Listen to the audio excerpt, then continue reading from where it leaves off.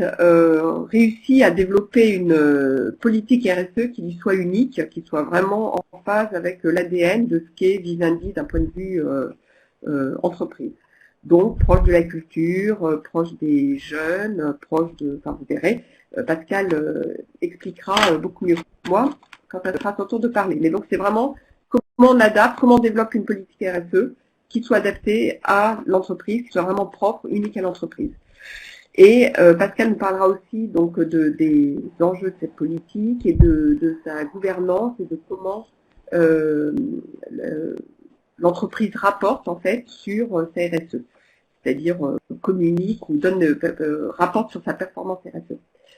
Voilà, donc ça c'est pour Pascal, donc merci beaucoup Pascal. Et donc nous avons aussi comme modérateur aujourd'hui Durando Dongstock, que je n'écranche pas trop ton nom, j'en suis désolée. Donc Durando est basé au Cameroun et il est directeur général en fait d'une société S2 Services, qui est une société de services et qui inclut entre autres des services dans le domaine de l'environnement et de la RSE.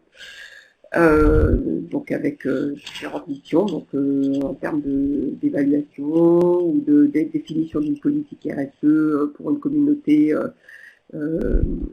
locale, enfin ce genre de choses, voilà. Et aussi, donc Durando est en train de lancer, donc avec différents partenaires, une plateforme RSE au Cameroun, CSR RSE Network, .org. On pourra vous donner l'adresse, peut-être que Durando pourra inscrire l'adresse internet du site de la plateforme. Et voilà, donc on remercie beaucoup Durando de vous bien accepter de modérer ce webinaire, sachant que donc l'objectif, notre volonté de faire modérer donc une intervention, par exemple, d'un acteur du Nord, de la faire modérer par un acteur plutôt dit du Sud, c'est aussi pour enrichir les échanges et permettre aussi donc d'adapter le discours aux acteurs africains et aux participants du webinaire qui sont africains. Donc merci Pascal et merci Durando. Alors ensuite, donc nous avons plusieurs filiales de Canal+ qui vont participer. Et donc on a Canal+ Côte d'Ivoire qui va nous rejoindre incessamment. On a aussi Canal+ Sénégal qui va nous rejoindre un peu plus tard. Et on devrait aussi avoir Canal+ Bénin. Voilà. Et alors ça, c'est pour vous montrer que Vivendi, par ses filiales Canal+, en particulier, donc a une implantation assez forte en Afrique. Canal+ est présent en Afrique, je crois, dans 12 pays, dans beaucoup plus. Mais on a 3 filiales aujourd'hui avec nous. Voilà, donc, et merci enfin aussi à Cédric, qui devrait nous rejoindre aussi. Cédric est donc le fondateur d'une entreprise de conseil en développement durable qui s'appelle B-Development, enfin en développement durable et en stratégie d'entreprise, qui s'appelle B-Development, qui est basé à Abidjan.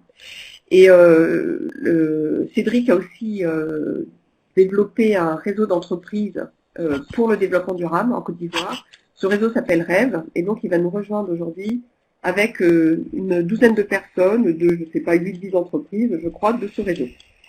Donc nous remercions Cédric et donc les entreprises qui sont avec lui de leur présence. Voilà, donc je pense que j'ai remercié à peu près donc tout le monde. Donc maintenant, je vais passer la parole à Chantal pour les consignes logistiques. Et auparavant, donc je vais vous expliquer comment va se dérouler le webinaire. C'est-à-dire, on va passer la présentation de Pascal. On va changer de présentation sur l'écran. Donc vous allez avoir la présentation de Pascal. Et en fait, on l'arrêtera à 2 moments au cours de la présentation, plus un moment à la fin, afin que vous puissiez poser vos questions et réagir et donner des retours par rapport à cette présentation. Ça permet aussi, comme ça, d'avoir un peu plus d'interaction. Donc, pour intervenir, vous pouvez utiliser en fait la conversation qui est en bas à droite de votre écran. Il y a marqué conversation tout le monde et vous voyez déjà qu'il y a des échanges. Et en fait, donc, ce qu'on vous demande, c'est de poser vos questions par écrit dans cette fenêtre de conversation. Et Durando les prendra, donc Gérard, et reposera les questions en fait à Pascal de vive voix. On fait ça parce que comme ça pour Pascal c'est plus simple de ne pas avoir à lire la boîte de conversation et puis ben, ça permet de prendre aussi beaucoup de questions et c'est beaucoup plus simple en fait que de vous faire intervenir par oral, ce qui serait trop lourd et poserait trop de problèmes techniques à Chantal, surtout à Chantal et Chantal et moi, enfin surtout Chantal. Voilà, je crois que j'ai fait un peu le tour et je vais laisser la parole à Chantal pour les consignes de nature plus logistique et technique. Chantal, à toi.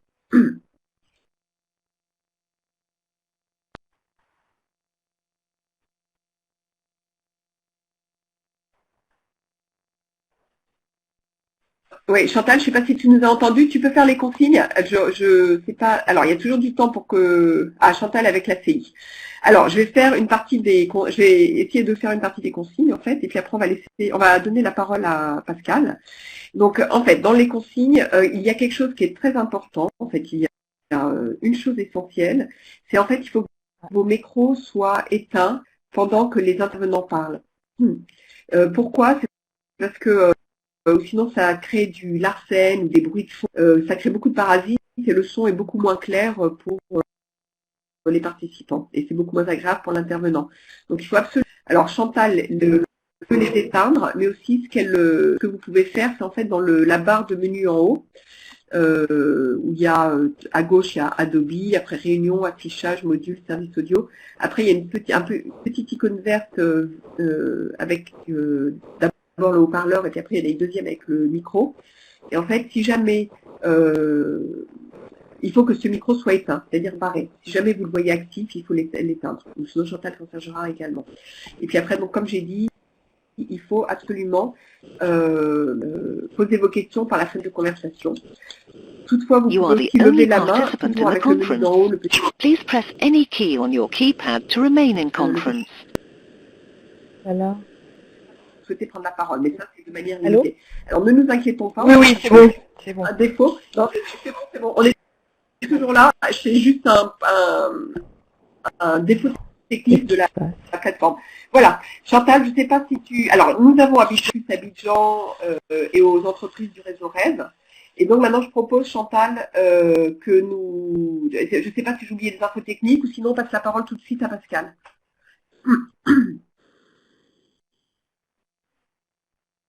Non, écoute, c'était parfait, voilà, parfait, et voilà. Et je règle l'histoire du message qu'on a eu. Voilà. Bon webinaire à tout le monde. Tu peux changer la présentation? Chantal, tu changes la présentation ou je la change? Ah oui. Je fais.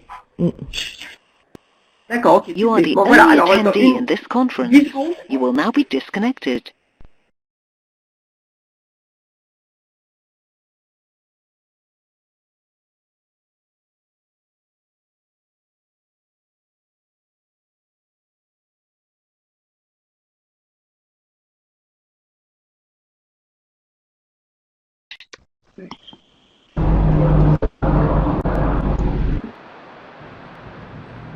Bonjour, je suis Fabien Manou, secrétaire général de l'Association.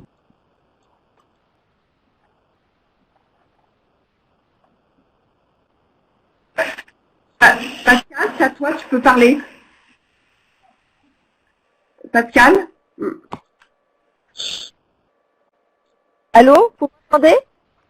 Vous m'entendez? Oui, très bien. Oui, on t'entend parfaitement, tu peux parler. Ah oui, bon, attends, parce que j'ai eu une suspension d'écoute. Voilà, donc, non, bah ça y est, c'est bon, j'ai pu rejoindre la conférence. Oui, j'ai été déconnectée, je ne sais pas pourquoi. Alors, bonjour à tous. Merci beaucoup Joël et Chantal de m'inviter à cette présentation que je suis heureuse de partager avec les auditeurs. Bonjour particulièrement à mes collègues de Canal+, Bénin, Sénégal, Côte d'Ivoire. Ça me fait très plaisir de partager avec eux la réflexion de notre groupe. Pour reprendre ce que Chantal a dit, ce que Joël a dit en début, je ne vais pas présenter toute la politique de RSE de Vivendi, mais certains enjeux qui en font notre particularité. Alors, Vivendi, attends, Vivendi, donc c'est un groupe qui a un positionnement particulier, celui d'être dans les médias et les contenus. On a une présence dans le monde. Et les filiales qui composent le groupe, c'est le groupe Canal+, premier groupe de médias audiovisuels français, présent en France, en Afrique, en Pologne et en Vietnam, avec une filiale très importante, Studio Canal, qui est un acteur de premier plan en matière de production, d'acquisition, de distribution de films. Universal Music Group est numéro 1 mondial de la musique. GVT est un groupe de téléphonie fixe et télévision payante au Brésil qui est en cours de cession. Et enfin, nous avons 4 startups qu'on peut définir ainsi, regroupées dans le Vivendi Village, qui sont décrites dans la présentation. Alors, les 8 enjeux prioritaires de Vivendi se décomposent en 2 parties. les 4 enjeux dits cœur de métier, directement liés à l'activité du groupe, encore une fois, groupe de médias et de contenu, et puis 4 autres enjeux plutôt liés au statut d'entreprise cotée et qui sont communs à d'autres entreprises cotées ou non d'ailleurs. Alors, si je reviens un petit peu sur la RSE, la responsabilité sociétale d'entreprise, c'est la réponse des entreprises au développement durable. Le développement durable, très rapidement, si on se réfère à la définition du rapport des Nations Unies de Brundtland de 1987, c'est un développement qui permet de concilier croissance économique, cohésion sociale et respect de l'environnement. Ça, c'est la définition globale qu'on adapte. La réponse est adaptée en fonction de l'activité de l'entreprise. Par conséquent, nous, notre ligne, si vous voulez, pour satisfaire cette vision du développement durable, c'est de permettre aux générations actuelles et futures de satisfaire leurs besoins de communiquer. Ça veut dire comment on reçoit et on transmet le contenu, nourrir leur curiosité. C'est un enjeu d'équilibre, c'est-à-dire comment on fait en sorte si je prends un risque dans l'industrie alimentaire, ce serait comment veiller au risque d'obésité culturelle ou intellectuelle, comment on fait pour avoir une nourriture de contenu équilibré, développer leurs talents. Ça veut dire comment, si on était dans une industrie pétrolière, on ferait attention aux nappes phréatiques. Nous, on fait attention aux nappes créatives, qui sont le moteur économique de l'entreprise et aussi qui répondent à notre responsabilité sociétale. Et enfin, encourager le dialogue interculturel, qui, pour prendre encore une comparaison, ce serait lutter contre la dégradation d'un climat d'ouverture aux autres et comment on fait en sorte, par nos contenus, nos partenariats, nos investissements, de permettre un échange et de favoriser l'esprit critique de nos clients et de nos publics. Donc, 4 enjeux stratégiques cœur de métier. La RSE, ce n'est pas le mécénat. La RSE, c'est définir la politique qui permet à la fois à l'entreprise de parvenir à de meilleures performances économiques, de gagner des marchés, tout en répondant chaque fois à notre responsabilité à l'égard de la société. Nous, on en a défini 4, qui sont la promotion de la diversité culturelle, l'accompagnement et la protection de la jeunesse dans ses usages numériques, le partage des connaissances qui inclut le pluralisme des contenus, mais aussi l'accessibilité et l'éducation aux médias, et enfin la valorisation et protection des données personnelles, qui signifie comment on fait en sorte de tirer le meilleur avantage de la révolution numérique, de toute cette transformation de l'économie qu'elle entraîne, mais tout en étant conscient de notre responsabilité vis-à-vis des données personnelles des clients. Alors, ces enjeux stratégiques, on les a bien définis en précisant que ce sont des droits de l'homme. Ils relèvent des droits de l'homme. Les droits de l'homme, très souvent, sont entendus dans un sens traditionnel du terme, c'est-à-dire qu'on pense au travail forcé, au travail des enfants, à ces sujets qui sont bien sûr fondamentaux, mais qui ne sont pas cohérents avec l'activité de Vivendi. Nous ne sommes pas dans les industries extractives ou les industries de distribution, donc par conséquent, on a rattaché nos 4 enjeux aux droits humains en les situant dans des textes fondateurs. Donc la promotion de la diversité culturelle. Allô, vous m'entendez? Allô? Oui, très bien, Pascal. Oui, Pardon. On vous entend très j'ai bien. entendu un bruit dans le micro. La Déclaration universelle des droits de l'homme qui, à l'article 27, reconnaît le droit de chacun de prendre part à la vie culturelle et d'être aussi rémunéré comme auteur quand on est créateur. Donc vous avez là l'ensemble des textes l'UNESCO que je vous invite à lire parce que ce sont de merveilleux textes qui expliquent comment la diversité culturelle est le garant et le ressort, selon l'expression, du développement durable parce qu'elle est à la source de l'harmonie qui doit réunir tous les habitants et tous les peuples. L'accompagnement et la protection de la jeunesse dans l'univers numérique, on voit bien que c'est un sujet aussi stratégique parce que les jeunes publics sont très friands des contenus et de tous ces nouveaux usages.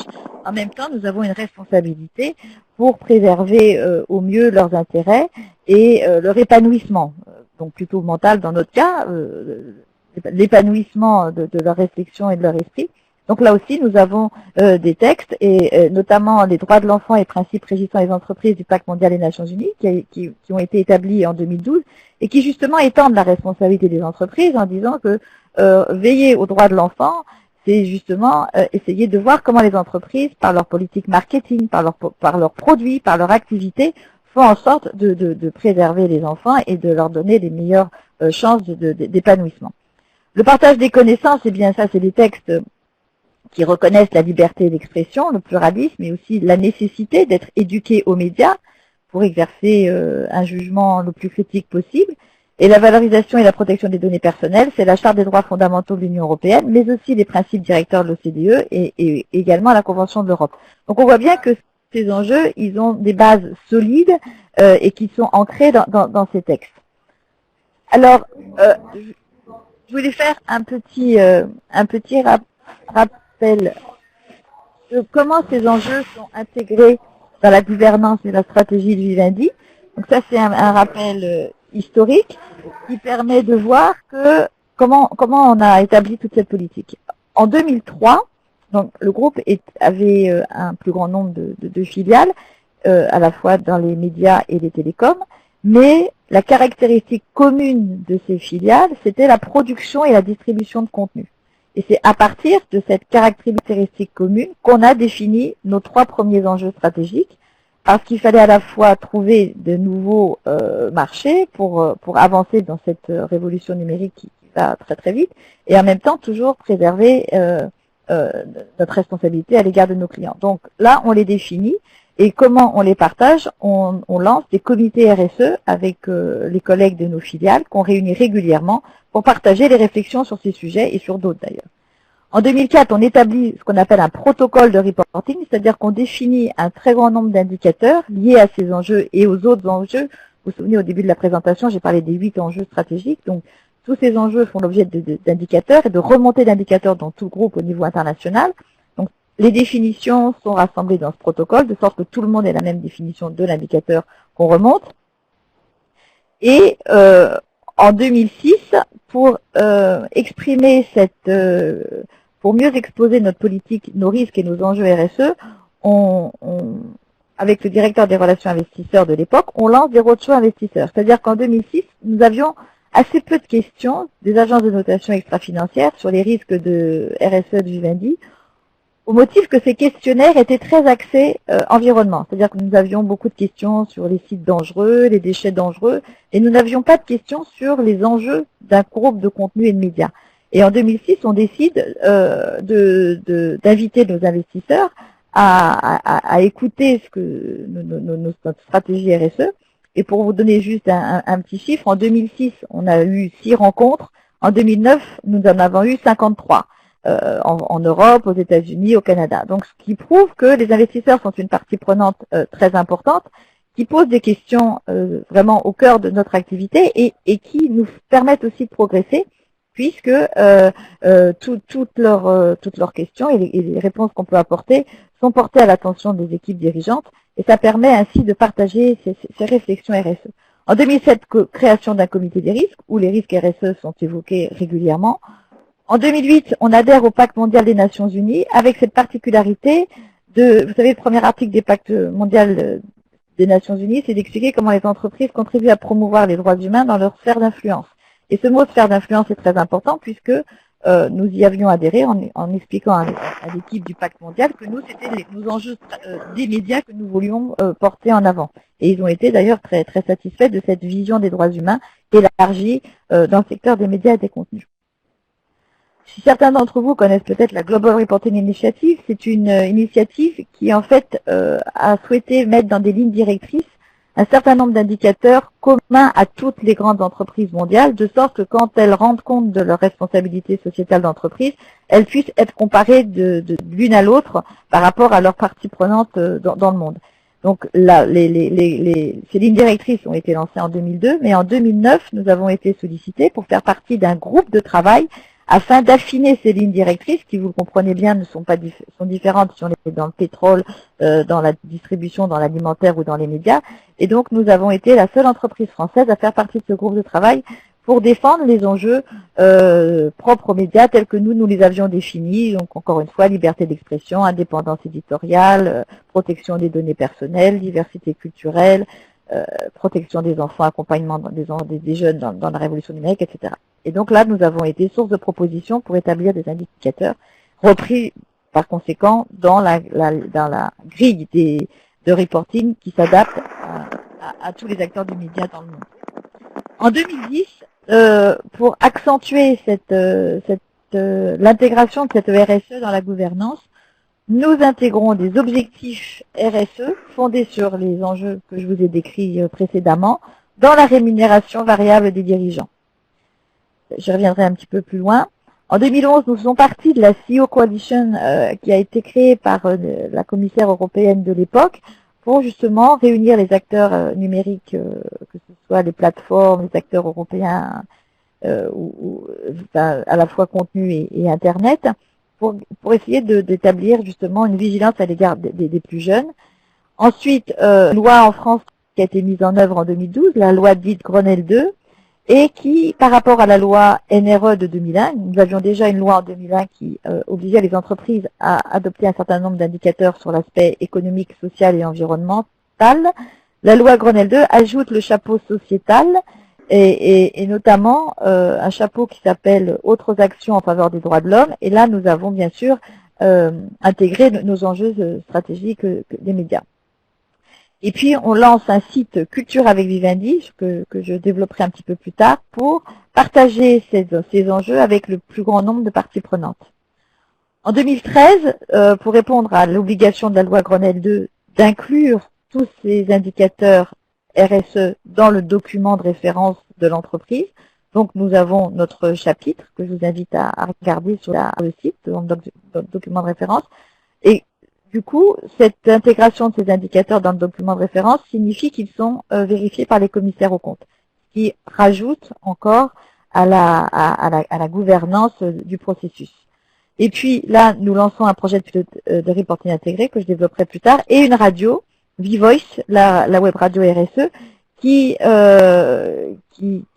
permet à nos parties prenantes de s'exprimer et aussi à nous d'établir un programme éditorial en fonction des enjeux RSE ou des médias ou de l'actualité.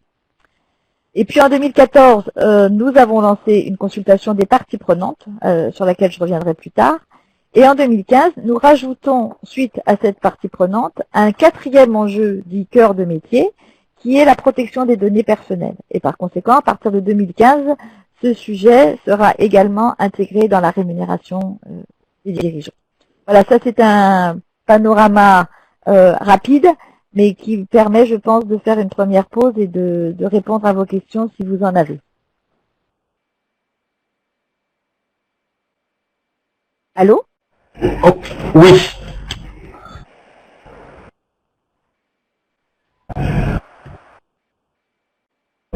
Ok, bonjour tout le monde, j'espère que tout le monde m'entend. Je suis Durando Ndansok, je parle depuis Douala. Et donc je remercie les organisateurs, je remercie RSE EPED. Pour ne pas perdre du temps, on va aller droit au but. Peut-être pas, j'ai pas besoin de rappeler grand chose parce que la présentation de Pascal était très claire. Nous avons compris que Vivendi est quand même un des anciens élèves de la classe parce qu'elle pratique la RSE depuis 2003 et elle suit des normes internationales qui sont quand même assez, on va dire, solides. Bon, d'abord le pacte mondial, ensuite le Global Reporting Initiative, que si les gens connaissent, ils savent que c'est quand même très contraignant une fois que vous décidez de le suivre. Et en plus, ils sont même membres d'un groupe de travail pour le secteur média, parce que justement, la RSE dans le secteur pétrole et autres qui sont beaucoup plus en Afrique, on comprend mieux que dans le secteur média. Donc, faire ces innovations pour montrer aux gens qu'on peut aussi faire la RSE dans le secteur média, c'est très bien. On a encore des choses qu'on attend, comme la rémunération variable des dirigeants, qu'est-ce que c'est, la consultation des parties prenantes, comment ça s'est passé, et la protection des données individuelles qui vont venir après. Donc, maintenant, déjà, Pascal, merci beaucoup pour cette première partie qui nous montre qu'il y a encore beaucoup à venir. Je vais vous poser la première question que nous avons reçue de Joël. qui dit comment se fait l'intégration de la dimension sociétale de la RSE et de la culture en particulier. Ça, c'est un peu sa première question. Et la deuxième, c'est quels ont été les moteurs principaux, c'est-à-dire qu'est-ce qui vous a incité le plus? Est-ce que ce sont les investisseurs ou d'autres choses qui vous ont poussé vraiment à développer cette RSE sociétale? Donc, je préfère que vous répondiez directement avant qu'on prenne d'autres questions.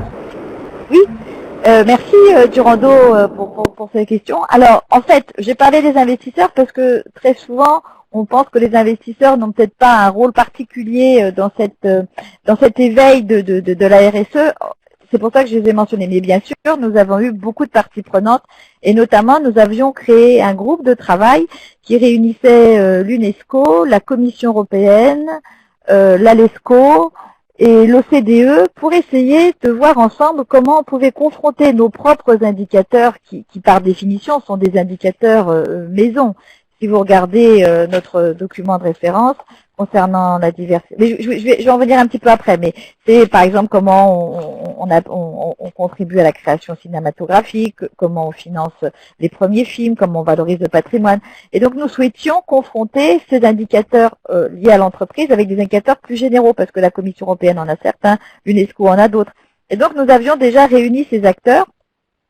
Et aussi des associations, nous travaillions avec des associations aussi et nous avions organisé des moments de rencontre entre le président de Vivendi et puis ces différents acteurs qui lui faisaient part de leurs réflexions, de leurs attentes en matière de culture. Donc en effet, nous avons travaillé, eh bien, c'est un peu, j'allais dire, l'intérêt vraiment majeur de notre métier en RSE, c'est qu'il faut qu'on parle à tout le monde.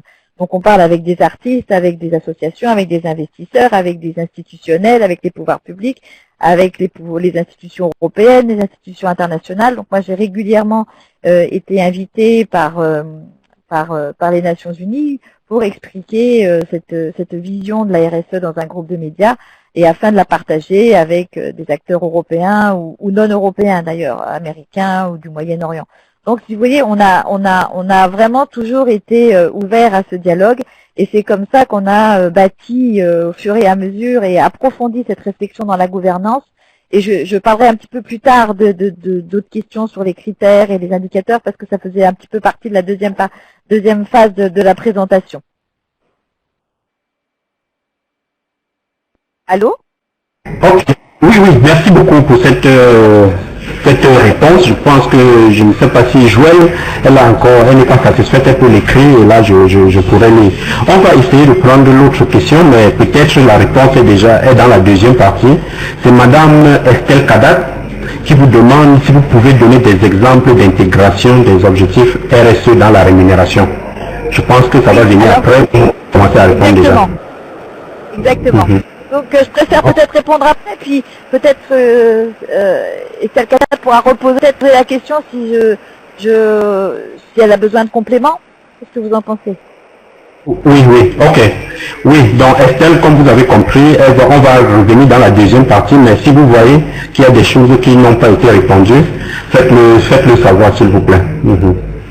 Ok, donc on va directement passer à la troisième question, c'est Monsieur Jean-Pierre Laclos qui demande si vous faites du benchmarking et si oui, comment vous placez-vous par rapport à d'autres grands groupes médias dans le monde. Je pense que c'est une question très intéressante pour nos amis, pour tout le monde qui est dans le webinaire, et peut-être pour nos amis africains aussi, parce que c'est toujours, quand on est premier de la classe, on a souvent ces problèmes à qui se comparer. Donc, à vous la parole, Madame Pascal Tumerel. Oui, merci beaucoup. Alors, en effet, bien sûr, on fait du benchmark dans le monde. Et donc maintenant on a même un groupe de travail sur les médias, qu'ils soient européens ou français. Et en fait, on s'aperçoit que ces enjeux sont de plus en plus partagés parce que, encore une fois, ce sont des enjeux qui accompagnent le développement stratégique d'une entreprise. Mais c'est intéressant par rapport à la Global Reporting Initiative. Vous voyez, par exemple, sur le sujet de la diversité culturelle, il y a une approche on a une vision de la diversité culturelle qui n'est pas forcément celle des États-Unis, par exemple. Nous, on s'attache à à expliquer que la diversité culturelle, c'est vraiment les contenus, c'est comment on peut avoir une curiosité des films d'auteur versus des blockbusters, comment on soutient les premiers films, la place des femmes dans la création artistique.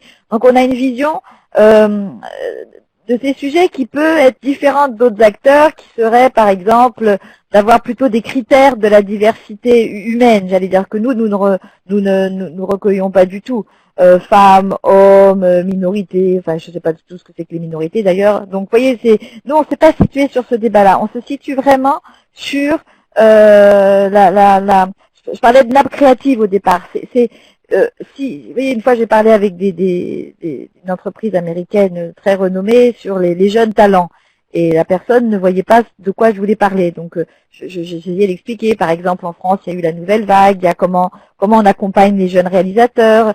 Et je ne veux pas caricaturer, mais la réponse qu'elle m'a faite, c'est bien sûr, si, ça on le fait parce que plus ils sont jeunes, moins on les paye. Donc c'était pas du tout ce que je voulais dire. Moi, c'était plutôt comment on accompagne ces pousses créatives. Encore une fois, parce que les talents qu'on accompagne, c'est une démarche de long terme. On a des artistes chez Universal Music qui, à l'instant T, ne sont pas rentables au sens où on n'achète pas leur musique ou leur composition. Et puis 20 ans après, on s'aperçoit qu'ils ont un catalogue très riche qui contribue à la fois à la curiosité des publics et à la performance économique de l'entreprise. Donc on est vraiment sur cette idée d'essayer d'avoir je parlais d'obésité intellectuelle, une alimentation la plus variée possible, et avec une volonté aussi d'apprécier la contribution de la culture au développement local. Je veux juste donner un exemple pour justement illustrer ce que je dis. On a lancé en 2006 un programme de formation d'ingénieurs du son à Bamako, dans le studio de Salif Keita. Parce que à l'époque, Salif était artiste Universal Music et éditait Memba, je crois, le titre de l'album. Et en fait, le studio avait été équipé des nouvelles technologies les plus récentes, et à la fin de l'enregistrement, on s'est aperçu qu'il n'y avait pas la formation nécessaire pour faire fonctionner ce studio. Et on a lancé ce programme où on a des jeunes gens qui se forment chaque année à des nouveaux champs de compétences en matière d'ingénieur du son. Et ça, pour nous, c'est très important parce que on voulait que ce studio contribue au rayonnement culturel du Mali et au-delà. Et on avait par exemple des thèmes dans cette formation, l'enregistrement des griots avec un matériel mobile. En 2012, on a même produit un CD qu'on a appelé Made in Bamako, où on a voulu, au moment où il y avait eu ces conflits et les artistes étaient chassés du nord du Mali, on a voulu que certains d'entre eux puissent être enregistrés par nos ingénieurs du son que l'on formait, et on a produit cet album. Voyez, donc ça, c'est des préoccupations. Par contre, avec d'autres acteurs, on voudrait qu'il y ait une vision du monde, toujours avec nos contraintes économiques bien sûr, mais c'est cette idée de curiosité et que les médias, tout le monde a une culture. Donc comment on fait en sorte, quand on est un groupe international, de refléter cette diversité des expressions artistiques? Voilà, donc ça c'est quelque chose qui est peut-être plus particulier à l'Europe par rapport à d'autres acteurs. Donc ça c'est, mais par rapport au benchmark, donc on continue bien sûr à faire dans nos groupes de travail, on a d'autres acteurs. Par contre, à ma connaissance, mais si vous avez si vos auditeurs ont d'autres exemples, je suis très curieuse. Nous sommes les seuls à avoir inscrit la promotion de la diversité culturelle dans la rémunération des dirigeants. Voilà, je sais pas si j'ai répondu à la question. Ok, monsieur, je ne sais pas si monsieur Laclau peut écrire quelque chose. Oui, il dit merci, donc ça veut dire que vous avez très bien répondu à la question. Et bien sûr, peut-être pour fermer ce point, je pense que le benchmarking dans votre domaine, il est encore assez difficile aujourd'hui. Vous êtes presque ou carrément le premier de la classe, donc c'est vous qui, en fait, mettez une base que les autres pourraient se comparer à ça, se regarder dans le miroir Vivendi pour faire. Et quelque chose qui m'a beaucoup intéressé, j'attendais beaucoup de questions de Abidjan, j'espère qu'ils vont venir dans la suite. quelque chose qui est intéressant, c'est justement ce programme de formation au Mali où vous n'avez pas la contrainte de le faire, parce qu'il faut aussi que les gens comprennent que la RSO n'a pas l'obligation de le faire. Il faut bien expliquer à nos amis africains qui des fois disent que les sociétés ont l'obligation alors qu'elles n'en ont pas. Donc ce programme au Mali, justement, ça nous montre, nous en Afrique, que c'est possible de faire des choses au-delà de son métier qui vont développer l'Afrique. Donc, sans plus tarder, je vais dire, continuons les slides et on va prendre d'autres questions à la deuxième. Après le slide 10, il y aura une deuxième pause et après la troisième pause sera à la fin. Donc voilà, continuez Madame Tumerel, merci. D'accord. Alors voilà, donc je voulais un peu détailler cette histoire de reporting et de rémunération des dirigeants. En fait, comme vous disiez, Durando, il n'y a pas d'obligation de RSE, mais au moins en France et en Europe, on a quand même un cadre maintenant réglementaire qui devient de plus en plus contraignant, d'où l'avantage de prendre toujours de l'avance d'ailleurs par rapport à ces cadres réglementaires. Et on a eu cette loi Grenelle 2 et aussi la GRI qui là n'est pas obligatoire. Et si vous vous référez, donc peut-être qu'on pourra donner le lien après, mais dans le document de référence de Vivendi, on a vraiment été assez novateur pour essayer justement de définir des indicateurs qui répondent très très précisément à attends, ça c'est quoi ça? Non, c'est pas ça que je veux. Voilà. Et si je vous en donne quelques exemples, sans être trop longue, mais par exemple, on essaye d'apprécier le pourcentage de films financés par Canal+ et les montants associés. Ça, ce sont des indicateurs qui permettent d'évoluer, de voir d'une année à l'autre combien de premiers films on soutient, combien de deuxièmes films on accompagne, et aussi les budgets associés. On voit aussi, on a des indicateurs sur la manière dont le groupe Canal+ permet de valoriser le patrimoine en numérisant des films qui sont devenus inaccessibles.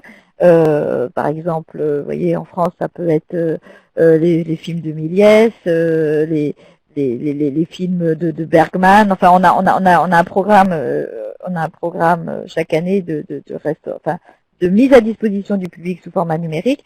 On mesure aussi comment Canal+ en Afrique apporte son soutien à des productions cinématographiques. Donc depuis 2005, on sait qu'il y a plus de 50 films qui ont été coproduits ou préfinancés par Canal.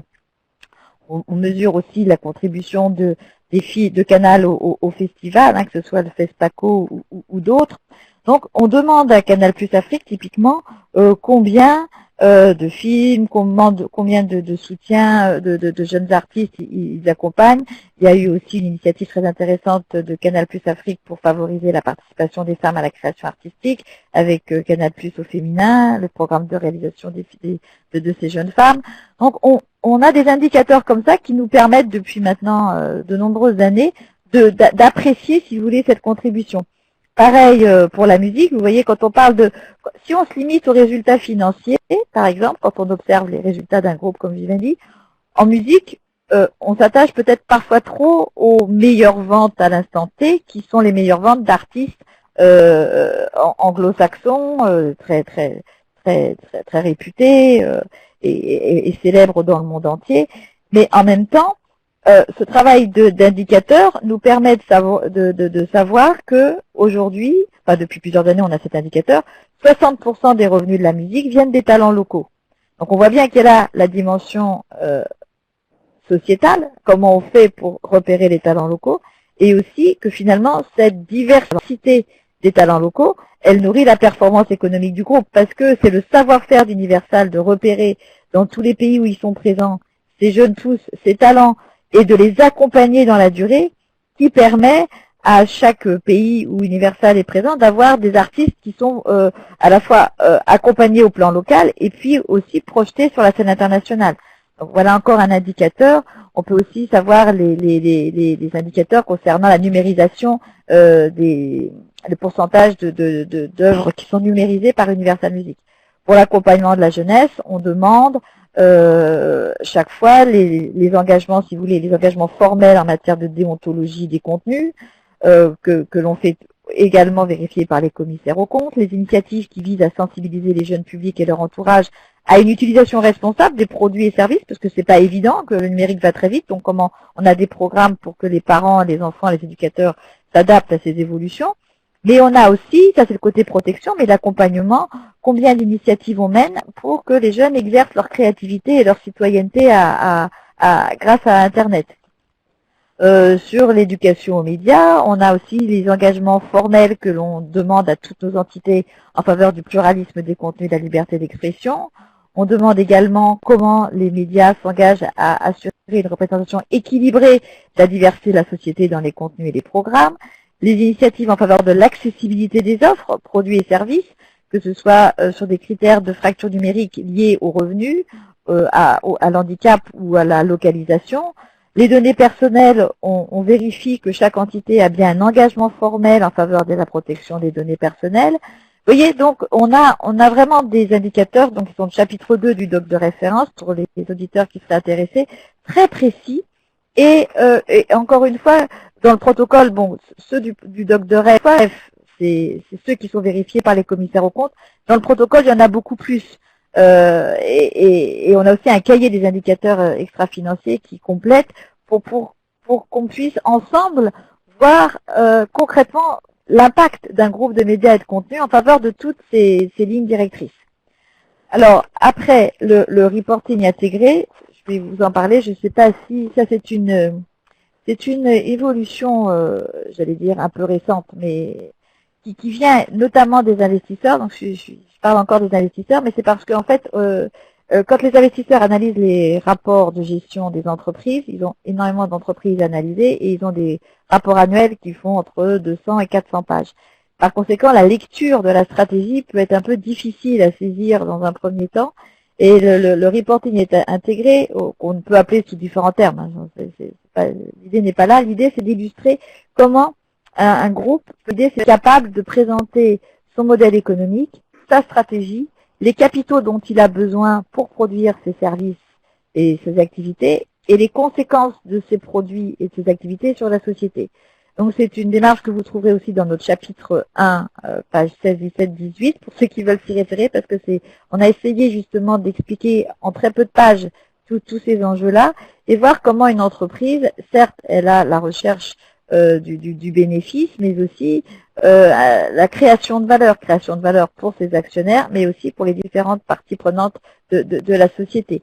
Et on a lancé justement, pour reprendre la question de la culture, en 2013, un projet pilote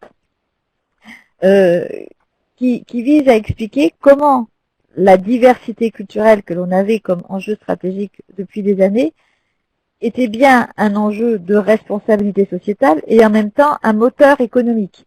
Et là, on a eu une démarche très intéressante. Dans un premier temps, nous avons travaillé avec les entités françaises et en 2014, dans l'exercice 2014, nous avons élargi le périmètre et nous voulions trouver en coopération avec les directeurs en charge des finances et de la stratégie de Canal+, de Studio Canal et d'Universal Music, les indicateurs que l'on avait en commun, mais auxquels on rattachait une histoire un peu différente. Un exemple, Canal+, le modèle de la chaîne est fondé sur l'abonnement. Donc, si les abonnés, la satisfaction des abonnés est un élément central pour mesurer le succès de Canal. L'enquête, depuis plusieurs années, explique que, l'enquête auprès des abonnés, Canal+ est une chaîne de référence pour le cinéma. 84% des abonnés sont d'accord avec cette affirmation. Ça veut dire que si Canal, demain, arrête d'offrir une offre diversifiée de cinéma, les abonnés seront mécontents. On a un nouvel indicateur cette année, c'est, puisqu'on est près de la création et du rôle de la culture dans le développement économique local, nous allons mesurer à partir de cette année les investissements en valeur absolue et en pourcentage de groupe Canal+ dans les contenus locaux africains. Cette année, c'est 3 millions, qui à la fois investis dans les films, les programmes audiovisuels, Africart ou la nouvelle chaîne A+, qui a été lancée en Afrique. Donc, et nous allons mesurer l'évolution de cet indicateur au fur et à mesure des années. Studio Canal, en fait, on leur a demandé leur positionnement européen. Comment c'est à la fois une illustration de la diversité et une force pour eux. On voit bien que Studio Canal, ils ont un paysage en cinéma qui est quand même très occupé par les grandes majors américaines qui occupent le marché américain. Et puis en France, le marché français est déjà aussi investi par des acteurs de long terme. Donc Studio Canal a parié son développement sur l'Europe parce que c'est un très grand marché en termes de clients, de consommateurs. Et puis, c'est aussi un vivier incroyable de talents, que ce soit les artistes, les producteurs, les scénaristes, les réalisateurs. Donc là, il y a ce vivier qui permet d'illustrer cette contribution de la diversité culturelle. Le rôle de ces industries, je rappelle au passage que les industries créatives et culturelles représentent le 3e employeur en Europe, après la construction et après l'hôtellerie. Donc on voit bien l'enjeu économique. Eh bien, le positionnement de Studio Canal d'avoir parié sur cette diversité européenne assure sa rentabilité.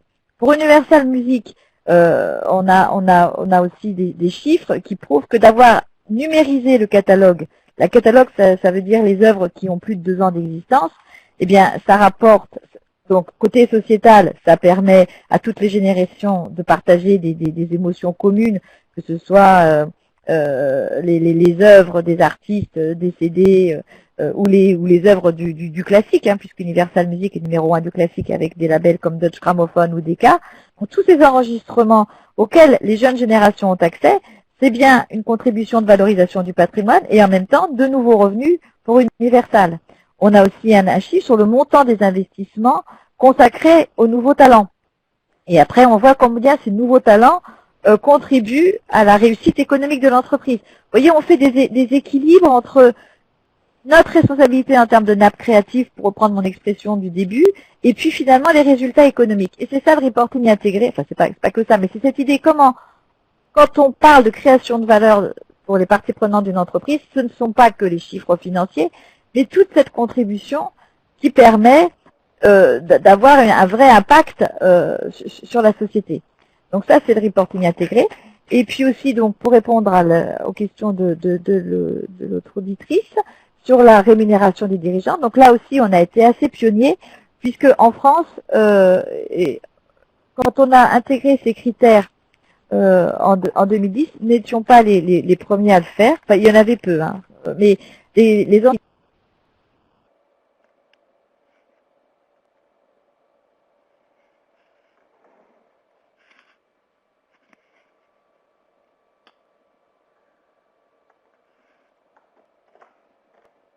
ne sont pas adaptés à un groupe de contenu. Par conséquent, nous, en 2010, on a donc Allô, je m'entends plus, Pascal. à demander que des critères soient définis pour chaque métier en fonction de nos enjeux stratégiques et que ces critères soient mesurables, pertinents et vérifiables à un cabinet spécialisé.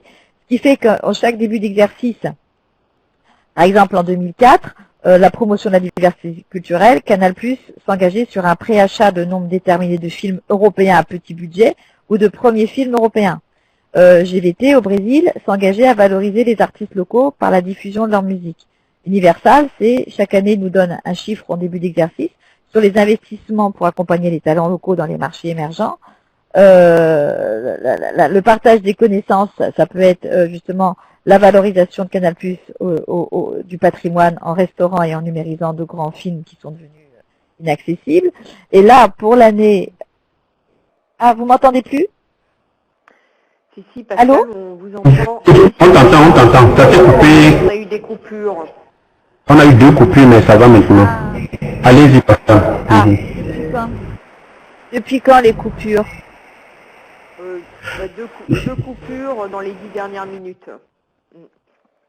Mais bon. Et je reprends pas, allez-y, on va continue. continuer. Là, on vous entend bien.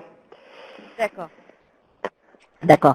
Donc, les critères de RSE dans la rémunération variable des dirigeants. Donc, pour l'exercice 2015, puisque le périmètre de Vivendi s'est recentré maintenant à 2 grandes filiales, Universal Music et le groupe Canal+, les critères que l'on a choisis pour cette année, c'est en termes de diversité culturelle, l'engagement de Canal+ de promouvoir les talents locaux à l'international et de renforcer la place des femmes expertes invitées à l'antenne. C'est-à-dire que jusqu'à présent, il y avait pas mal de femmes, journalistes, animatrices. Mais maintenant, ce qu'on voudrait voir, c'est comment les femmes qui ont une expertise à proposer dans les débats publics sont conviées aux émissions de Canal. Et l'accompagnement par Universal Music des talents locaux dans les marchés émergents ou en développement.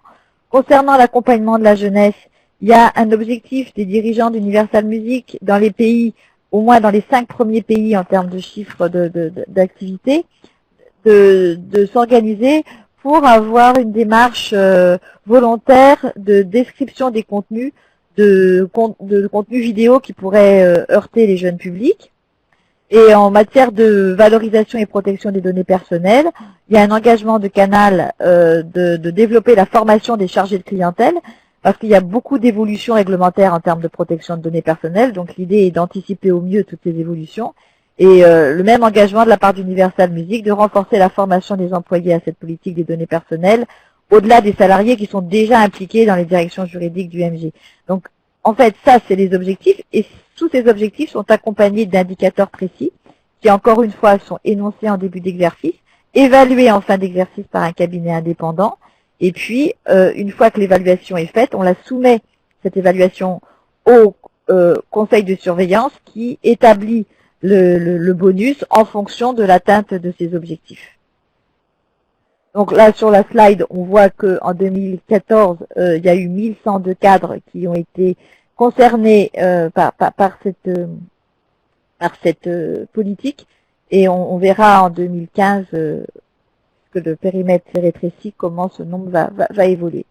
Alors là, par rapport à cette mise en place de la stratégie, je voulais dire un petit mot sur la mobilisation transversale, parce que en effet, pour partager toute cette politique et cet enjeu, il faut être constamment sur plusieurs feux à la fois, si j'ose dire, c'est-à-dire que on a ces comités RSE dont je vous ai parlé au début, parce que cette politique, il faut qu'elle soit partagée par tous les collègues, donc des collègues en charge de la RSE, ou en charge du juridique, ou en charge des RH, ou des ressources humaines, ou des achats, enfin en fonction du thème, nous avons notre réseau et nous invitons nos collègues à partager ces réflexions sur les thèmes identifiés. Les partenaires sociaux, nous avons une formation au moins annuelle avec les partenaires sociaux pour les informer des évolutions et puis écouter leurs questions et leurs attentes. La direction, donc ma direction, elle est rattachée au directoire de Vivendi. Voilà, mon directeur est membre du directoire et en charge du développement. Et puis le conseil de surveillance, il est informé de cette politique RSE à la fois par des comptes rendus trimestriels, mais aussi par une analyse annuelle de la politique RSE, et également à l'occasion de la rémunération variable des dirigeants, il est également consulté sur ces enjeux RSE. Voilà, donc là je propose une deuxième pause. Ok, merci beaucoup. Oui, merci Pascal, on t'a très bien entendu cette fois-ci. Et donc, je vais peut-être, comme la dernière fois, résumer encore très rapidement. Vous avez parlé de beaucoup de choses. Justement, on se rend compte que Vivendi attaque la RSE dans tous les sens pour vraiment continuer à être le premier de la classe et justement mettre sur pied ce benchmarking, ce miroir où les autres pourraient se regarder pour s'améliorer dans ce secteur. Vous avez un reporting extra-financier enfin, je pense que quand vous allez partager le document de référence, ça nous instruira encore beaucoup plus. Ce reporting intégré, cet aspect de reporting intégré est encore assez novateur, et donc ça sera quelque chose que les gens vont aussi apprendre de ce côté. Et justement, comme vous expliquez, la mobilisation transversale est très importante pour que la RSE soit une affaire de tous dans le groupe et au-delà. La question de Madame Estelle Kadat, je pense que vous avez commencé à répondre. Je ne sais pas si elle est satisfaite, parce que sa question justement c'était de donner un exemple d'intégration des objectifs RSE dans la rémunération variable. Donc je comprends que vous avez une rémunération fixe, et pour aller au-delà de cette rémunération fixe, il faut que les cadres atteignent un certain objectif, certains objectifs sociaux. Donc si Madame Kadat, elle est satisfaite, qu'elle nous écrive simplement oui, sinon que Pascal pourrait encore essayer de s'élargir, de s'étendre là-dessus. La question qui est venue d'Abidjan et qu'on attendait, c'est comment vous identifiez les projets à soutenir. Est-ce que vous avez une équipe interne qui le fait, ou vous répondez aux sollicitations des uns et des autres? À vous la parole. Oui, ça dépend de quel projet on parle. Si c'est des projets, si vous voulez, qui permettent d'élargir l'activité pure de l'entreprise, vous voyez, comme A+, le lancement de cette chaîne, ça relève des dirigeants, bien sûr, des filiales qui apprécient la pertinence de ces évolutions dans la stratégie du groupe. Après les projets, si on parle de la formation de Salif Keita, en fait, moi j'en ai assez peu parce que ce projet-là, pour moi, c'est de la formation professionnelle. En revanche, Vivendi a un programme de solidarité, mais dont je ne m'occupe pas, mais si ça intéresse, je pourrais donner toutes les coordonnées possibles. Enfin, on peut trouver sur le site de Vivendi, ça s'appelle Create Joy. Et là, c'est un projet de mécénat plutôt qui vise à soutenir des associations. Et ces associations peuvent venir en aide de jeunes défavorisés ou en difficulté à rebondir grâce au métier du groupe. C'est-à-dire grâce au numérique, grâce à la vidéo, grâce au cinéma, grâce à la musique, etc. Donc, en fait, ça c'est le programme, j'allais dire, de solidarité. Il y a quelques semaines, Vivendi a également lancé, ça s'appelle Vivendi Talent, donc ça c'est sur le site, où Vivendi est heureux d'accueillir des projets de création de jeunes, plutôt de jeunes artistes, que ce soit musique, cinéma, information, auteurs ou même des startups dans nos métiers. Et là, je vous invite à vous rapprocher de cette plateforme qui vient d'être lancée, vivenditalent.com, où les projets sont ensuite dispatchés en fonction de leur nature parmi les différents collègues du groupe. Et un suivi sera assuré pour savoir comment ce projet retient ou pas l'attention et peut être accompagné par des professionnels. Voilà. Donc il y a deux dimensions, j'allais dire. Les progrès stratégiques, ça c'est bien sûr au niveau des dirigeants des filiales et des groupes. Et nous, on est associés dans la dimension sociétale pour voir comment ça contribue au développement, j'allais dire, économique et de la cohésion sociale. D'où notre reporting, qui parfois paraît un peu lourd pour nos collègues parce qu'on leur demande des choses très précises, mais c'est le meilleur moyen d'apprécier notre impact, de savoir où sont nos risques et nos opportunités. Quand on connaît aussi bien le niveau social, sociétal ou environnemental, j'allais dire, c'est cette cartographie, cet état des lieux qui nous permet d'avancer ou de progresser ou de trouver qu'un sujet n'est peut-être pas forcément pertinent. Donc voilà, ça c'est pour répondre à cette question. Et il y a une autre question. Oui, Pascal, merci. Oui, Pascal, est-ce que tu m'entends, Pascal? Oui. Ok, donc merci beaucoup. Ok, merci beaucoup pour cette réponse sur la question d'Abidjan.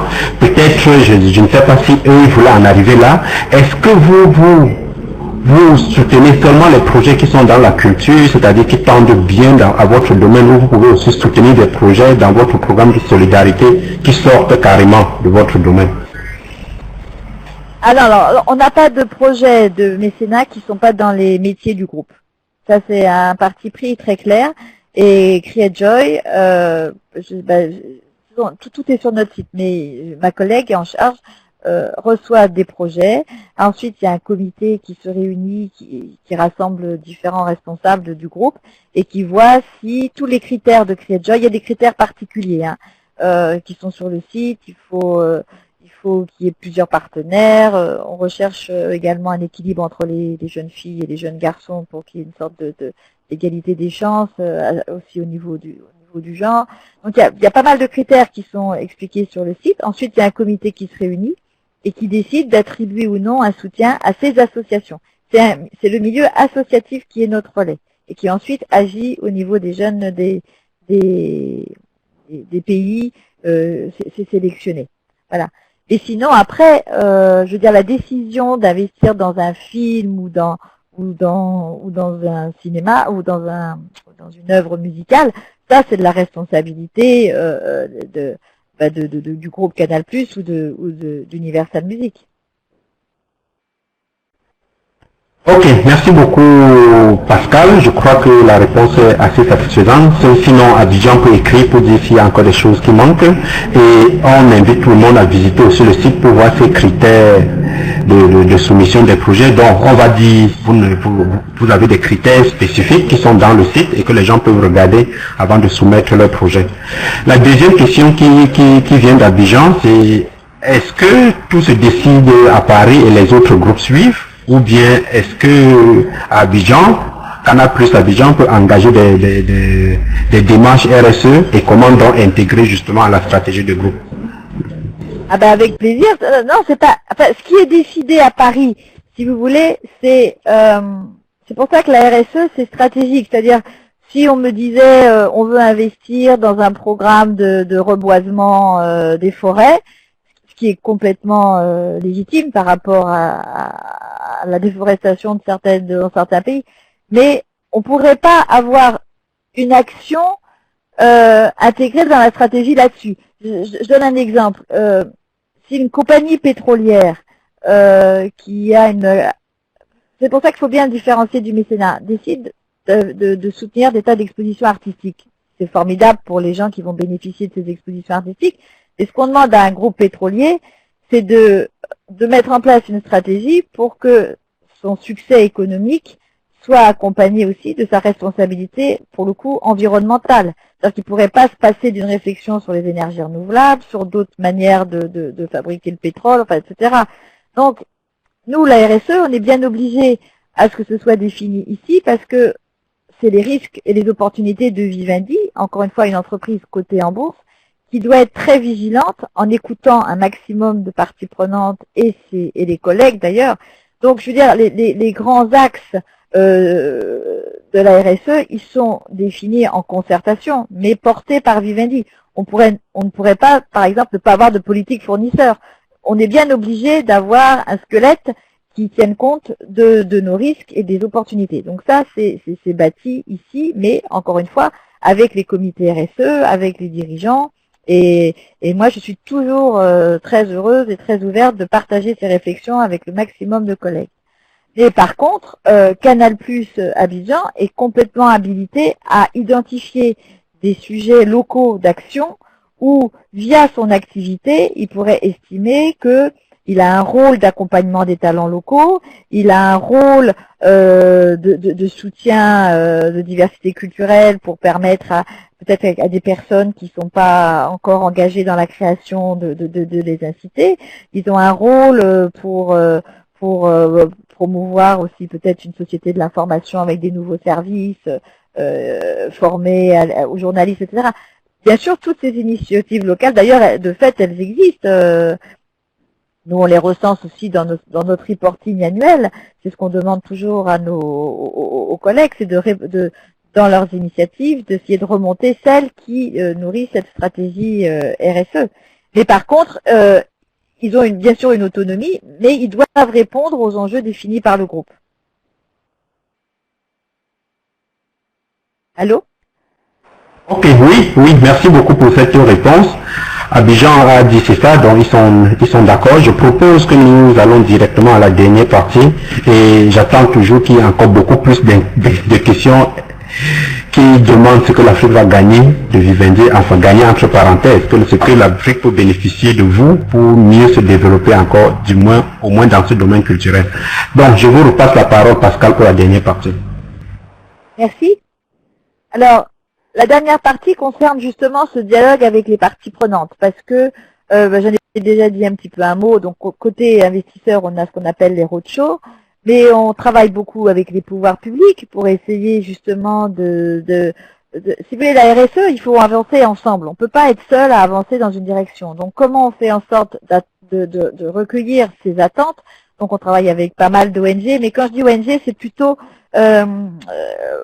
moi, mon rôle, c'est plutôt d'écouter comment ils appréhendent le futur des médias ou le futur du numérique. Par exemple, nous, on est partenaire d'une chaire de l'UNESCO sur les nouveaux enjeux du savoir, de l'éducation à différents médias, qu'ils soient numériques ou pas.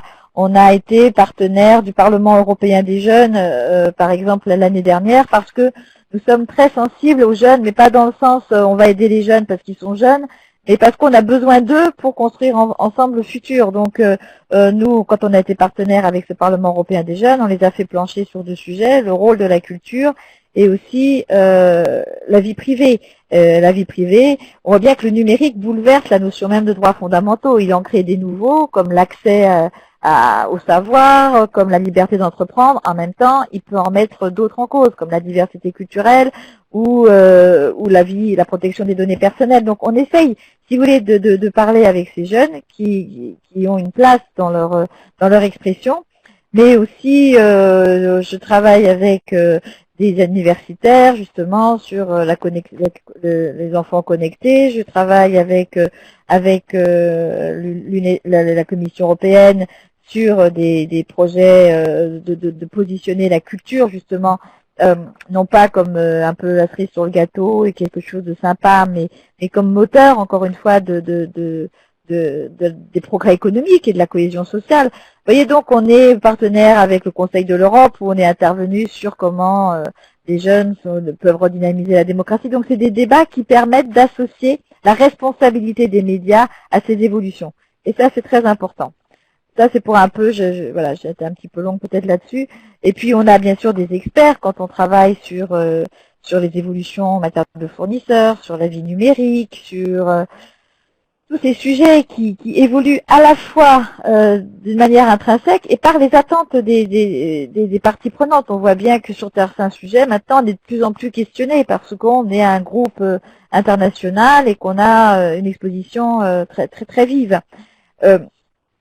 Et puis, alors là où je voulais passer un petit peu de temps, c'est des outils qu'on a lancés aussi, et ça j'aimerais bien que les participants puissent ensuite aller les visiter.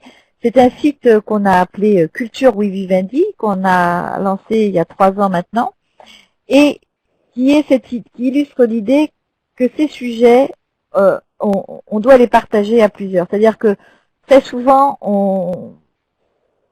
j'ai un peu l'habitude de dire que la culture, c'est l'autre poumon de la planète. Bien sûr que le réchauffement climatique, ce sont des sujets d'urgence. Bien sûr qu'il faut lutter contre ces effets-là. Mais pour aboutir à une harmonie la plus complète possible, tous ces sujets sont concomitants. C'est pour ça que je parlais un petit peu au début de dégradation du climat, d'ouverture aux autres. C'est que une planète verte, c'est formidable et c'est l'aspiration de tous, mais une planète où les gens se parlent et se comprennent et on développe assez d'esprit critique pour être curieux de l'autre, c'est aussi très important. C'est pour ça qu'on a la baseline de ce site, c'est la culture au cœur du développement durable, parce que on voit bien que les médias ont une responsabilité importante et qui doit être partagée.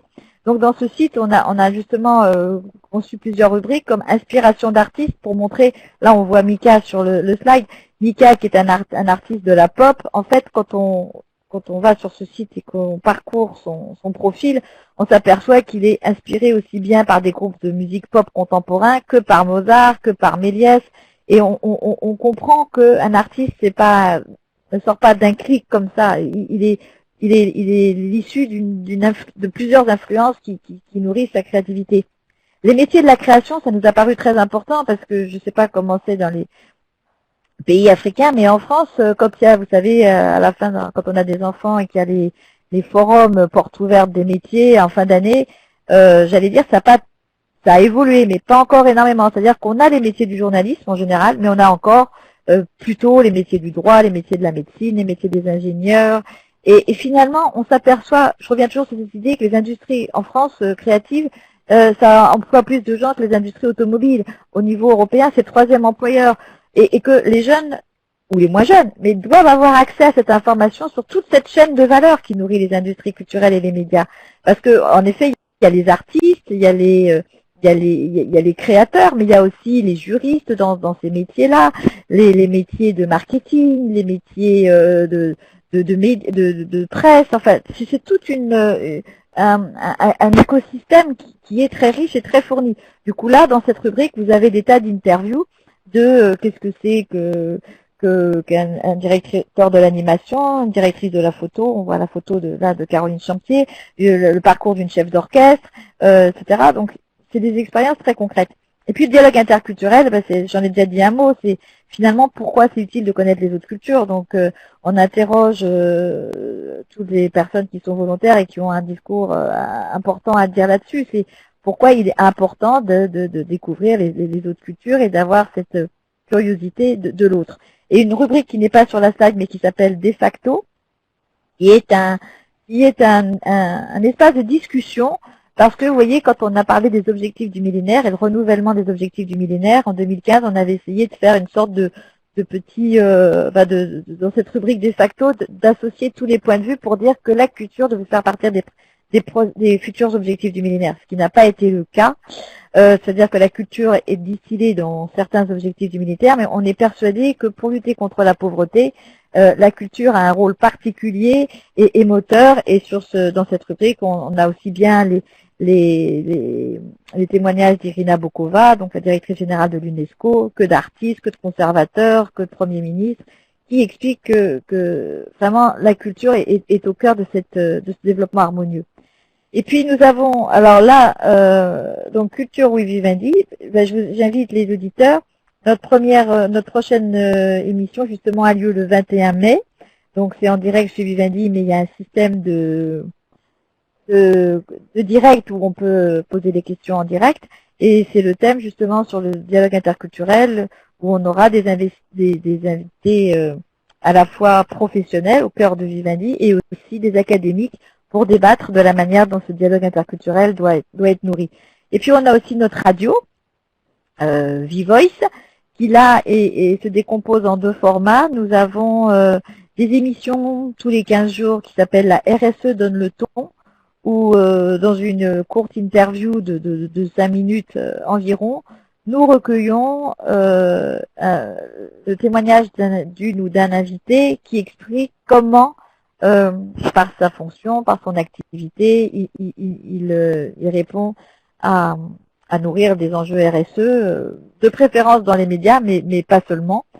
Et l'autre format des émissions, ce sont des émissions plus longues. Donc on en a eu 4 l'année dernière. On en a eu une sur Internet, levier de créativité et d'employabilité chez les jeunes. On en a eu une deuxième en juillet, et vous l'avez à l'écran, Afrique, culture et développement durable, où on avait vraiment les acteurs de la culture et comment ils voyaient la contribution, le rôle de la culture en Afrique. On a eu à l'automne une émission spéciale sur le rôle de la RSE dans la gouvernance des entreprises. Et en décembre, à l'occasion du 11 décembre, qui est la journée mondiale des droits de l'homme, on a fait une émission spéciale comment le numérique revisite les droits de l'homme, les droits fondamentaux, et c'était les droits de l'homme à l'ère numérique, où on avait une responsable de la Fédération internationale des droits de l'homme, un représentant du Conseil d'État. Le Conseil d'État a édité un merveilleux rapport, enfin bon, c'est très riche, très dense, mais le numérique et les droits fondamentaux, et puis aussi un représentant de l'UNICEF. Et la prochaine émission, donc le 21 mai, pour la journée mondiale de la diversité du dialogue interculturel. Donc voilà, ça ce sont des émissions aussi qui permettent d'avancer dans le débat. Et ah oui, par rapport à ça aussi, il y a un partenariat, je vous invite à regarder sur notre site, dans notre rubrique Culture Oui Vivendi, on a un partenariat avec Sciences Po. Justement, je suis très heureuse de ce partenariat parce que c'est la première fois qu'une grande école accepte de réfléchir sur les enjeux RSE des médias. Et on a 2 temps forts dans ce partenariat. On a eu un grand colloque le 26 mars sur la place des femmes dans les séries télé et au cinéma. Donc à la fois l'image de la femme, stéréotypée ou non, et aussi comment nous, côté groupe, on signe des femmes réalisatrices, des femmes scénaristes, des femmes showrunners. On avait la showrunner de la série Engrenage, on avait notre directrice cinéma. Donc c'était très intéressant d'avoir ce débat entre les professionnels, donc ceux qui du matin au soir lisent les contrats, signent les scénarios, etc., et les chercheuses qui mettaient le regard très approfondi sur les contenus qu'elles observaient. Et le deuxième temps fort de ce partenariat, c'est justement à l'automne, avec Sciences Po qui accueille de nombreux étudiants africains. On va communiquer un peu plus tard, mais l'idée, si vous voulez, c'est de recueillir des essais de jeunes étudiants du continent africain qui s'exprimeraient sur pourquoi la culture contribue au développement durable de leur pays ou de leur ville. Enfin, et on aura une remise de prix à cette occasion à l'automne, à l'occasion notamment des 10 ans de la Convention de l'UNESCO sur la diversité et la promotion des expressions culturelles. Et alors, la dernière slide qui donne une idée de notre évaluation, hein, donc ça c'est, on n'y peut rien, on est évalué, j'allais dire, malgré nous. Alors là, je vous ai mis, ça c'était très intéressant, c'est que la Fédération internationale de Ligue des droits de l'homme a créé une SICAV qui s'appelle Liberté et Solidarité, qui est gérée par la Banque Postale Asset Management. Et en fait, il y a un comité éthique composé de personnalités indépendantes qui détermine, au vu des politiques des entreprises dans le monde, lesquelles sont susceptibles de faire partie de ce fonds au nom de leur politique des droits de l'homme. Et justement, au vu de l'activité. C'est-à-dire qu'ils évaluent les politiques en fonction des produits ou des services que le groupe fournit. Et nous, on était très heureux puisque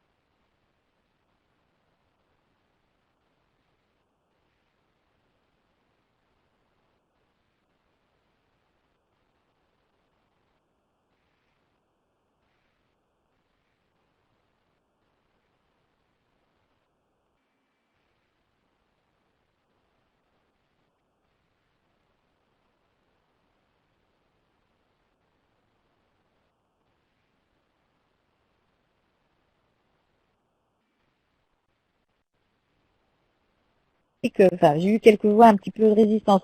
Or, maintenant, les entreprises sont de plus en plus interrogées sur la manière dont elles impactent les droits de l'enfant, d'où ces principes directeurs que je vous ai cités au début de la présentation.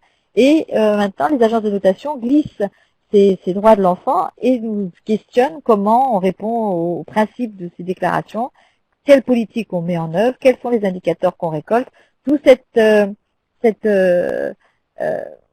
l'importance d'avoir, depuis 2004, des indicateurs qui permettent de répondre précisément à ces questions en fonction des enjeux qui nous sont vraiment propres et stratégiques. Et puis, vous voyez, après, il y a des tas d'indices. Voilà, ça, c'est des indices que les parties prenantes regardent et qui permettent de voir ou pas si satisfait à des critères qui sont définis par chacune de ces agences. Donc, voilà, mais j'en ai fini pour ma part. Donc, s'il y a encore des questions, ça me ferait plaisir d'y répondre. Ok, merci beaucoup Pascal. Je vois au moins Joël qui est en train d'écrire, peut-être elle pose une question. Pour l'instant, on n'a pas encore une question. Nous sommes à 6 minutes de la fin. J'espère peut-être si les questions s'étendent un peu, les gens accepteraient qu'on aille 5 ou 10 minutes au-delà du temps de fin prévu à 11 heures du Cameroun, donc je crois 12 heures en France. Le temps que les gens posent des questions, peut-être en quelques mots, je dis votre présentation est brillante, mais on n'a pas grand-chose à ajouter. Et vraiment merci beaucoup de partager tout ceci avec nous et me montrer vraiment comment vous prenez les initiatives dans un domaine qui au départ paraît très difficile de développer la RSE et vous faites des choses, à mon avis, formidables. Donc, les quelques points que je vais rappeler, vous avez parlé de la consultation des parties prenantes, donc vous ne décidez pas seul, vous essayez d'intégrer le point de vue de tout le monde pour pouvoir proposer quelque chose qui apportera de la vraie RSE, parce que justement on ne peut pas tout décider en amont et que ça se passe bien en avant. Donc on a vu les différents outils que vous regardez, que vous utilisez, surtout sur votre site internet où vraiment vous avez cette plateforme où les gens peuvent venir et proposer des choses. J'ai retenu que le 21 mai prochain il y aura une émission sur le dialogue interculturel. Et aussi, j'ai retenu qu'en automne, avec Sciences Po, vous organisez un recueil des essais des étudiants africains sur comment la culture peut participer au développement. Et j'espère que justement les Africains vont essayer de dire des choses pour gagner ce prix et aussi éventuellement apporter des choses que vous pourriez intégrer dans votre politique RSE au futur. Et bien entendu. D'ailleurs, si vous surveillez le site Culture Week Vivendi, on va communiquer sur ce prix. Et je pense que c'est intéressant en effet que plusieurs étudiants se manifestent parce que je pense que c'est très intéressant. J'ai oublié juste, pardon, de dire un mot sur la consultation des parties prenantes qu'on a lancée en juin 2014. Pour justement confronter nos idées, on avait réuni 14 parties prenantes de tous les secteurs, ONG, pouvoir public, investisseurs. On les avait réunis physiquement à Paris pour une vingtaine d'entre eux, ceux qui pouvaient se déplacer. On avait envoyé un questionnaire pour leur dire que pensez-vous de la politique RSE, est-ce que les enjeux stratégiques vous paraissent toujours stratégiques au vu du recentrage du groupe, un peu du changement de stratégie, etc. Et quelles sont vos attentes sur la communication, etc. Et ça, c'est important que les entreprises fassent ça régulièrement parce que d'abord, c'est des moments privilégiés d'échange avec des points de vue très différents où on s'aperçoit qu'on est toujours plus fort quand on travaille ensemble que chacun dans son côté. Voilà, je voulais juste rajouter ça. Ok, oui, c'est bien de faire cette remarque-là. Donc, à la fin, j'étais en train de rappeler, à la fin, vous avez parlé, et que heureusement ou malheureusement, vous êtes déjà évalué, et donc il faut continuer à travailler, et on voit sur le dernier slide votre classement qui est très bien, et on vous encourage peut-être à être premier la prochaine fois qu'on fera notre webinaire sur Vivendi. On a été premier, mais le premier est à un périmètre uniquement français, et on a été premier longtemps chez Visio, et là on avait des questions quand on a un périmètre international, c'est plus facile d'avoir certaines informations qu'au niveau franco-français. Ok, voilà, merci beaucoup. On a les questions qui sont en train de venir. Là, je commence par celle de Joël et je propose justement que vous répondez directement avant qu'on passe à la prochaine question. Donc, Joël demande quelles sont les difficultés que vous rencontrez pour instaurer une vraie culture RSE dans votre entreprise. Quelles sont les résistances que vous rencontrez? Alors, les résistances, en fait, j'allais dire la principale difficulté de Vivendi, ce que j'ai essayé d'expliquer, c'est que nos enjeux n'étaient pas environnementaux au départ. Et que très souvent, la RSE est vraiment, c'est ou les grands droits de l'homme un peu les plus difficiles, ou le CO2, les déchets, etc. Et du coup, comme on n'avait pas cette prise de parole sur ces sujets-là, ça n'a pas été facile d'expliquer que pour nous, c'était pas la pollution des sols, mais la pollution des esprits qui pouvait nous poser un problème, que les jeunes, on avait intérêt à anticiper leurs attentes et dans un groupe qui quand même évoluait dans les télécoms et le numérique, donc avec une rapidité très vite, qui n'est pas régulée. Donc comment on s'auto-régule pour éviter les risques. Donc c'était, vous voyez, c'était des enjeux qui n'étaient pas dans des cases et qu'il a fallu mettre sur la table en disant voilà ce qui peut vraiment accompagner positivement notre stratégie ou qui peut poser des problèmes de réputation, de risque opérationnel. Vous voyez, donc c'était ce positionnement qui a été un petit peu difficile, enfin difficile, pas vraiment, mais certains collègues pensaient que c'était pas vraiment de la RSE, quoi. Et puis en fait, on s'est appuyé par cet environnement qu'on a tout de suite mis en place, à la fois les comités RSE, où les collègues sur le terrain disaient mais oui, c'est un enjeu, et puis en organisant ces rencontres avec les ONG, par exemple, la protection de la jeunesse, en 2003, quand on l'a définie, je vous assure, j'allais voir des associations de consommateurs, ils ne prenaient pas tellement en compte la protection de la jeunesse, ils prenaient plutôt en compte le prix de l'abonnement, les modèles de mobile qui allaient être proposés aux consommateurs, mais c'était pas posé comme tel. Or, on voit bien qu'avec l'évolution numérique, il faut bien transposer nos risques et nos opportunités dans un environnement qui n'était pas celui d'il y a 20 ans. Donc c'est ça la RSE. Et c'est en quoi c'est très intéressant et stratégique, c'est d'essayer d'anticiper par rapport aux évolutions extérieures et internes comment l'entreprise va développer ses offres et prévenir ces risques, ou encore une fois je parle beaucoup de risques et d'opportunités parce que c'est ça, s'il n'y a pas de RSE, on peut passer à côté d'enjeux très importants pour la réputation de l'entreprise. Donc voilà, c'est pas vraiment des résistances.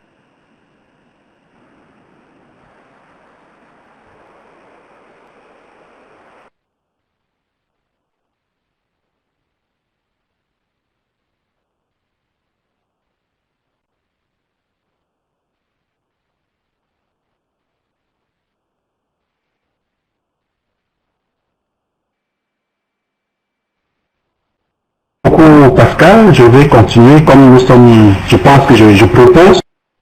On se donne encore 10 minutes pour boucler. On a encore 3 questions et peut-être d'autres vont encore arriver. Essayez de répondre un peu plus rapidement s'il vous plaît. Nous avons Madame Charlotte Barbe qui demande quels sont vos projets pour l'année prochaine pour continuer justement dans cette démarche de reporting intégré. Si vous les connaissez déjà.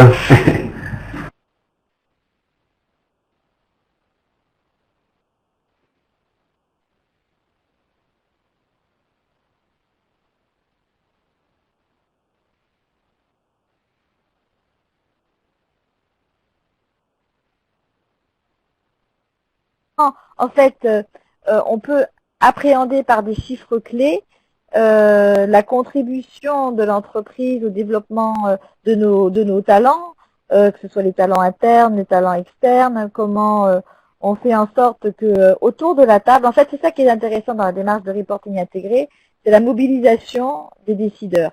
C'est-à-dire que la loi Grenelle 2, en obligeant les entreprises à rendre compte de leurs indicateurs dans le doc de REF, a permis déjà d'élargir le tour de table avec plusieurs directions, les directions juridiques bien sûr, qui étaient déjà importantes, mais les stratégies, et là on a vraiment la direction financière aussi. C'est intéressant parce qu'on se rend compte que nos systèmes de reporting, ils ont des points communs et qu'ensemble on peut dégager plus de valeur et une expression de cette valeur, de cette création de valeur avec des parties prenantes plus diversifiées. Donc c'est ça, j'allais dire, c'est de mobiliser, continuer à mobiliser déjà l'entreprise sur ce projet pour essayer d'avoir une information plus synthétique, plus stratégique et qu'on puisse tout de suite voir dans quelle activité, vous voyez, si on est dans le tabac, le reporting intégré c'est ça, c'est si on est dans le tabac ou dans l'industrie ou c'est que quelques indicateurs sélectionnés pour bien illustrer la performance économique, la performance sociétale, les risques, les opportunités et la vision de l'entreprise pour le futur. Donc c'est cette mobilisation qu'il faut renforcer encore l'année prochaine et puis essayer de dégager d'autres indicateurs clés que ceux qu'on a pour l'instant identifiés dans la partie culturelle. Et c'est un processus de long terme. Ok, oui, ça c'est sûr. Ok, on va passer à la question suivante qui est de Madame Evelyne Pichnon, qui est en train d'écrire, peut-être poser une autre question. Et justement, il demande comment vous communiquez la RSE vers les abonnés. Vers les abonnés en Afrique, c'est Canal. Est-ce que vous avez une réponse à ça? Je peux répondre que nous, en fait, ce qu'on essaye de faire, c'est d'irriguer, si vous voulez, toute cette politique RSE avec les collègues en charge. Il est vrai que sur la communication, d'ailleurs, ça a été une des remarques de la consultation des parties prenantes, c'est qu'une fois que les gens travaillaient avec nous, ils étaient régulièrement informés parce qu'on a des rencontres régulières et un dialogue permanent. Mais c'est vrai que le grand public n'est pas forcément au courant. Et j'avoue que c'est pour ça qu'on a créé notre site Culture Vivendi, la radio RSE. On a aussi parfois des difficultés à communiquer avec les journalistes parce que, encore une fois, la RSE des médias ne vient pas spontanément comme sujet à traiter dans des articles de fond parce qu'on a une vision du développement durable qui est encore une fois définie d'une certaine manière. Donc nous on essaye d'avoir des articles un petit peu, d'avoir des interviews, de partager ça. Mais c'est vrai que les filiales elles-mêmes, sur leur site, par exemple, sur les données personnelles, elles communiquent sur la protection de la jeunesse, sur la diversité culturelle, mais elles n'ont peut-être pas encore assez d'outils elles-mêmes pour relayer cette politique. Donc on essaye d'y réfléchir également. Là, on a une actualité qui est riche, on a une nouvelle stratégie qui est bien maintenant définie, donc c'est quelque chose qu'on va partager au niveau de cette intégration du groupe et avec les collègues des différentes filiales. Ok, merci. Les questions sont en train de venir. Je vais rapidement regarder la première question d'Abidjan. Donc je pense que c'est tous les collègues d'Abidjan qui posent cette question. Vous avez parlé longuement, mais ils veulent encore comprendre les instruments de mesure de l'impact de la RSE sur vos partenaires et sur les parties prenantes en général. Là, c'est ce qu'on avait fait avec cette consultation. Si vous voulez, donc nous, c'était très ouvert. Hein. On avait invité 40 participants, c'était beaucoup, parce qu'on veillait aussi à un équilibre entre les parties prenantes, entre ce qui était pouvoir public, ONG, experts, investisseurs, chercheurs, etc. Et on a eu 65% de retour. Donc c'était plutôt pas mal. Et là, on avait vraiment un questionnaire très très détaillé sur chaque enjeu, les indicateurs, qu'est-ce qui vous paraissait opportun, qu'est-ce qui vous paraissait... Alors c'était un peu la difficulté de cette consultation, c'est-à-dire que c'est vrai que ceux qui étaient plutôt impliqués dans la protection de la jeunesse, ils avaient un peu de mal à se prononcer sur la politique fournisseur. Et inversement, ceux qui étaient sur les politiques fournisseurs n'étaient pas particulièrement sensibles à la contribution de la culture dans le développement durable. Donc on ne pouvait pas vraiment homogénéiser tout ça, mais c'était riche de chacun était riche de son expertise. Et donc on a attribué des pondérations aux questions, on avait fait une synthèse, et il ressortait de ça que les trois enjeux étaient vraiment plus opportuns que jamais. Et vraiment, avant nous avions la protection des données personnelles dans les 8 enjeux prioritaires, si vous voulez. Et on n'avait pas mis cœur de métier.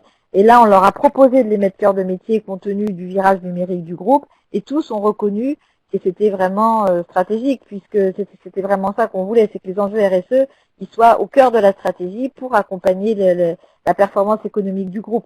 Donc ça a été un débat très très intéressant.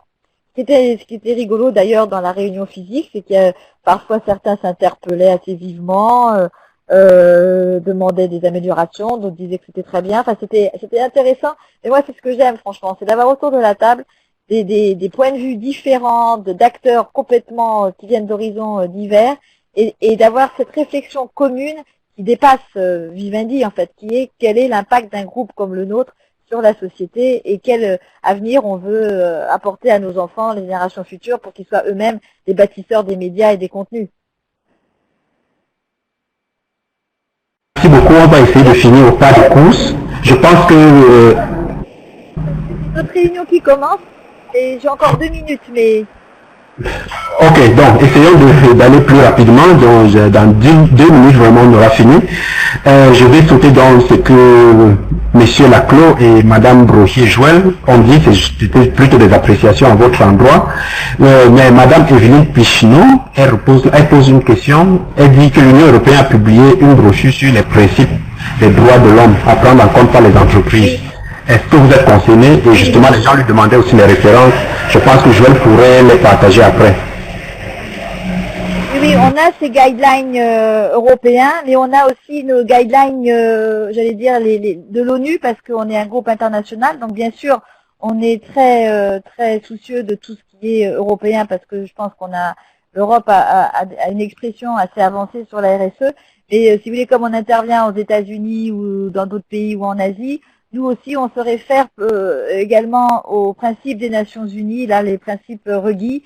Et quand on va sur Internet et qu'on voit les UN Guiding Principles, on voit bien que nos enjeux stratégiques médias, ils sont bien inclus dans sa liste des droits de l'homme qu'il énumère comme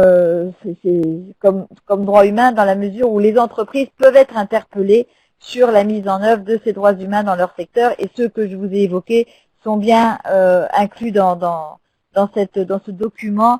Je donnerai le lien à Joël si elle le souhaite, mais ça s'appelle UN Guiding Principles Reporting Framework, avec voilà, et c'est ce débat-là. Et puis aussi il y a les lignes directrices de l'OCDE, parce qu'encore une fois nous on est international, donc nos références ils doivent être aussi internationaux, et les lignes, c'est pour ça qu'au départ quand je vous ai listé les principaux textes, il y a l'Europe et il y a aussi